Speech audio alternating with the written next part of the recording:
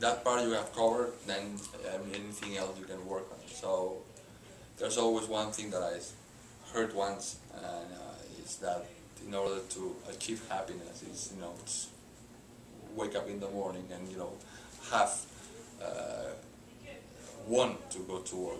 You work in the morning, oh good, I'm going to work, and then when you finish work, you're happy to go home. You have these both things, then your happiness. So if you're happy,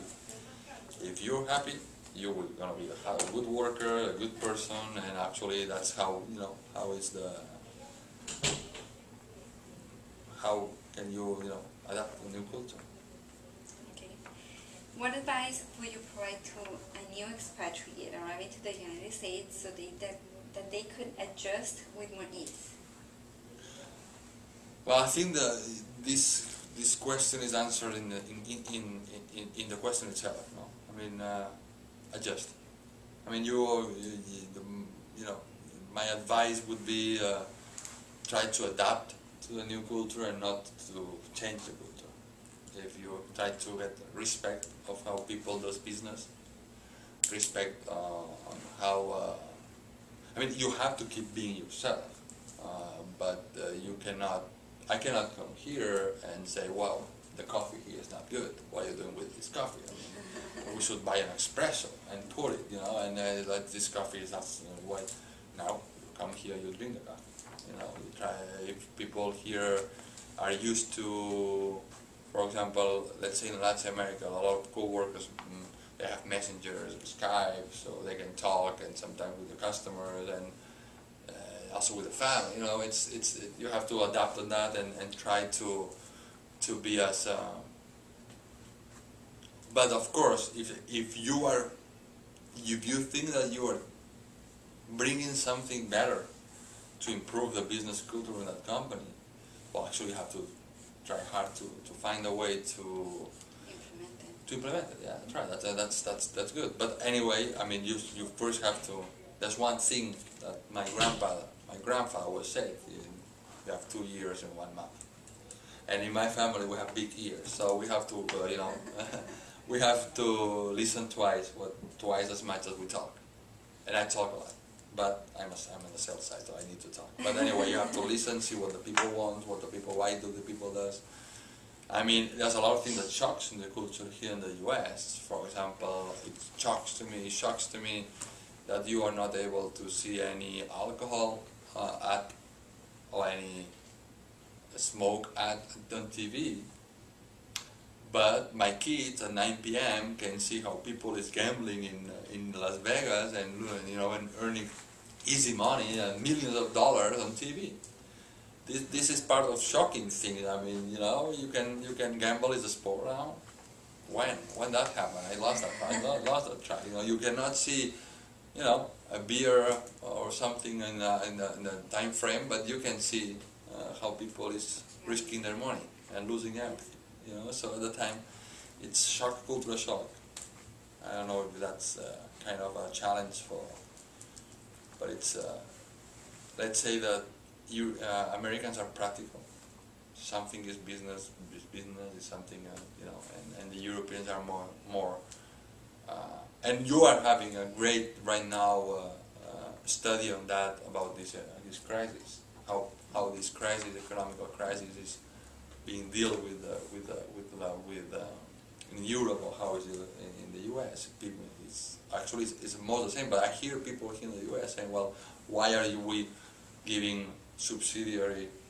Why are we helping the people that's losing their jobs? I mean, let's just ruin them, and then as long as we run everything down, we're gonna grow up even faster." And that's something that from the cultural way, it's difficult from a European point of view. It's not that we are socialist or that we are. It's just that you have to take care always on the people that can't do it for itself. So if you work, it's good about we are happy. We gotta work. We have a work, we have a life, and there's a lot of people that don't. So that's kind of a part of a U.S. more practical view. Okay, last but not least, do you have any anecdote that could illustrate an experience when you felt culture shock? Besides language things that I'm not going to repeat here. Okay. One of the things that passed is that they were about to cut my power at home, cut my TV, cut my phone, cut my everything because I didn't pay for it. And I was, it was what's going on. I was saying, well, you have to send a check. Like, a check? I'm 38 years old. I've never used a check in my life. In Europe, checks are dead. Nobody uses checks. So we were supposed to pay, so, and that's a cultural shock, because I read the notice, the advice, you have to pay that, and say, well, okay, but I'm not going to put a check on my mailbox. I mean, what if someone steals it? So everyone does that here, and everyone spends checks. So now my wife keeps doing checks. I have to pay everything. When I don't understand, I don't get it. I mean, just I give you my account and you take the money. It's how it works in Spain. Even my salary, my payroll, I get a check. I mean, what am I supposed to do with a check? Go to the bank and make a line and pay on an ATM. So that's a cultural shock that we were about to lose everything and being. Actually, another culture is that I have American Express, 2 American Express in Europe, and I have my American Express declined here in the US because I don't have credit history on all these kind of things. And I guess, well, I don't understand, I buy a house or whatever, and you have a job, and you don't get credit because you have history. You say, well, can you ask American Express in Europe? So we're talking about difficult differentiation between Europe and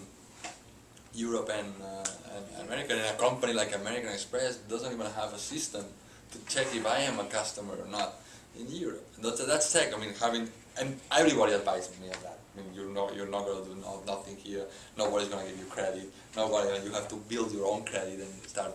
So that's kind of a difficult. But the most anecdote that I probably like to is, you come here with 3 kids, and I have a lot of support from a lot of people.